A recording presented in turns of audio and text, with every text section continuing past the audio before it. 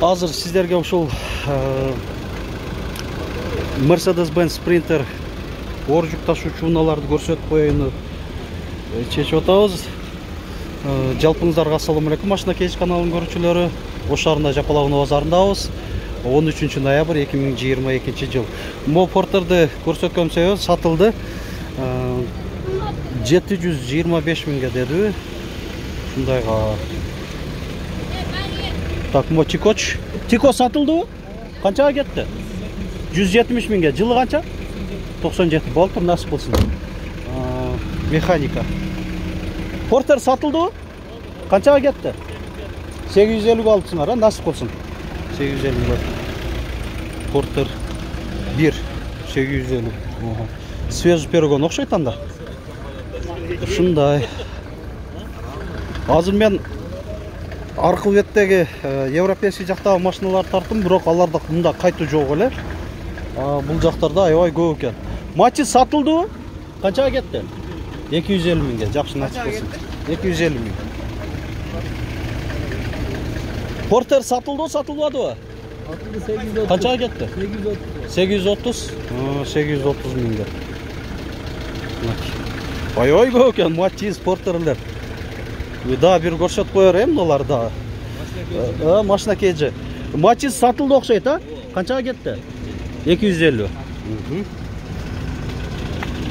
Матчиз Өзбекстан. Жылын сураппыз.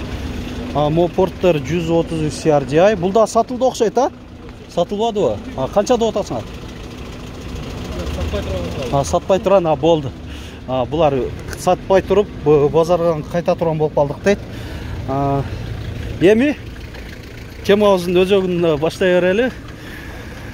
Көрсөтүүнү Mercedes-Benz Sprinter Delfin грузопассажир экен. 2007 1 миллион кандай 700 миң сомбу. 778 14 60 36 номеринде. Так, анан ушунун жанында дагы Volkswagen Crafter, будка, музаткычы бар жогу билинбей атат. Мо крытый багажник болгон үчүнчү. Свежий перегон Германиядан 2012 Пентяйка деп коебу. Ошондой бар экен. Аны түшүнгөндөр билесиңиздер керек. Кыймылдаткыч көлөмү 2 куб дизель. Растамошка болгон, оформление болду элек. $23,500. Ушундай Crafter. Так, мо Vario сурап көрөйм. Vario канча деп атасыңар? Баасы?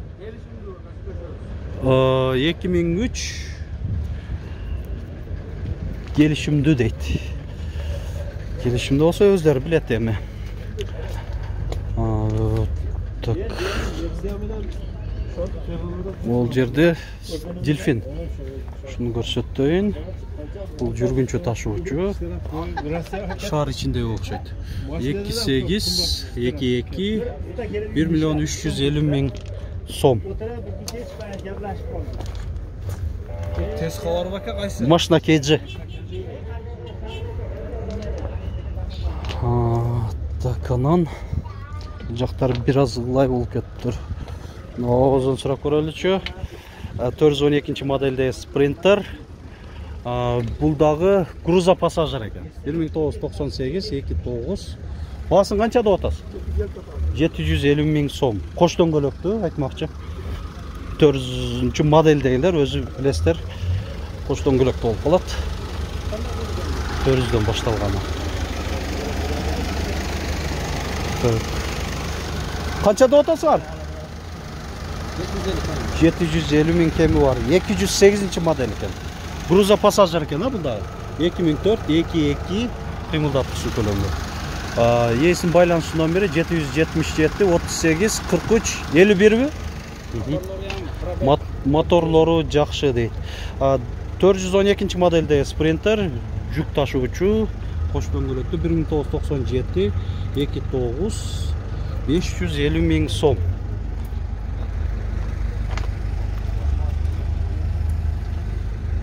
Дагы bir Sprinter. Бул да 412 модель болуш керек. 1996 29 600 миң сом.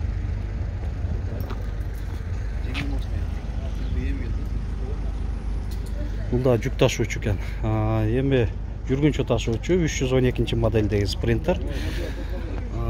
1996 470 миң сом. Үйдө да. Үйгө бардым да. Ушундай жакшы буларда спринтерлер саткандар. Көбүнчөсү азыр көрүп атасыздар, байкаганыңыздардай маалымат кагазында жазылып турат баасы. 313 модель эмес, бул 413 болуп калышы керек дейм да. Кош дөңгөлөктүү экен. 2006 13 миң доллар.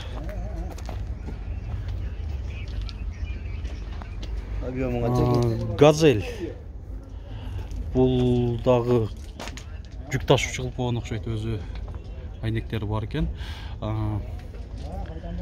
Газ менен да жүрөт, бензин менен дагы.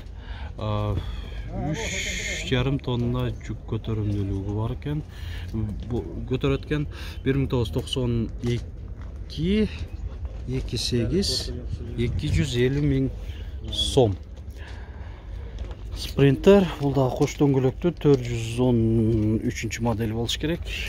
416 2002 29 14 миң доллар. Груза пассажир бул да. Груза пассажир.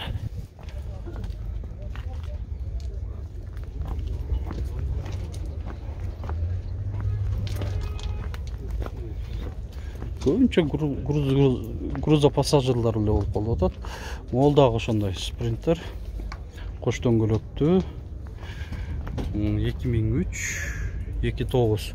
Баасы канча деп атасыңар? 850 миң.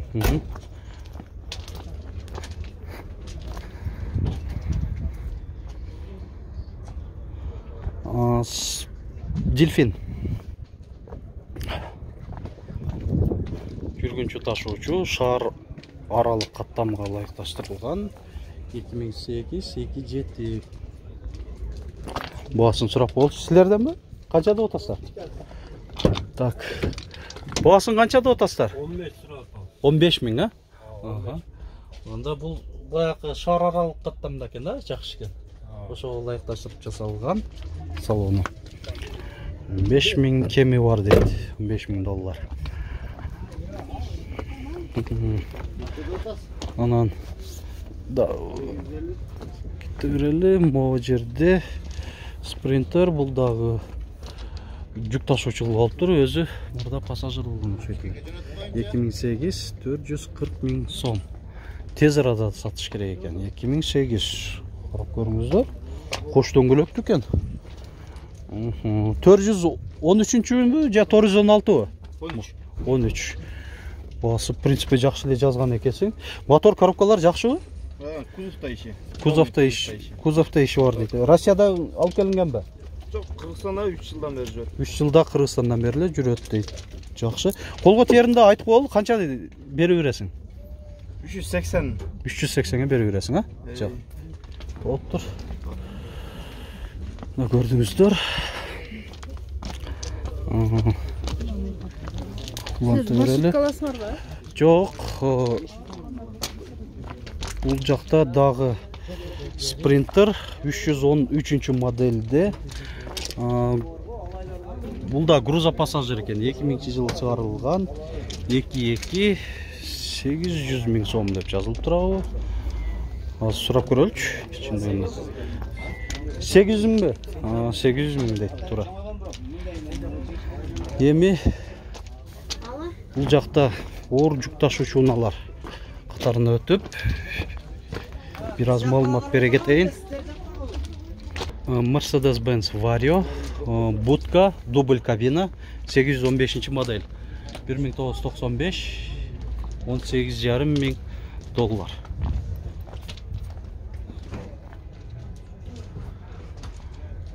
Гигант 814 модельде, бул да дубль кабина. 1995, 13 миң доллар. Өкө Vario менен өкөнүн айырмасы жок, бул 18,5 миң доллар экен да. Мен 13,5 миң долларда эле элестетип кеттим. Так.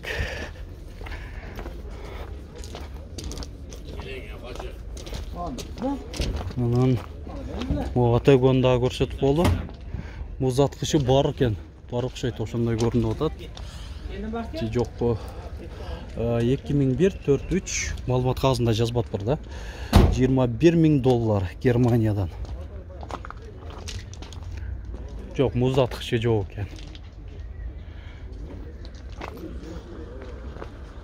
Мынандай прицеп бар, тоже Volvo FH12 2003 жылы чыгарылган. Кыймылдаткычтын көлөмү 12 куб, 420 күчүнө ээ. Ошондой болуш керек. 420 дегенден кийин мына маалымат кагазында көрсөтүп коеюн.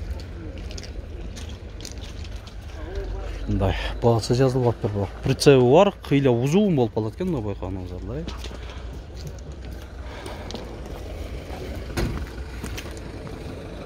Так, могу жерде Mercedes-Benz 1835 модельде $1997 $13,000.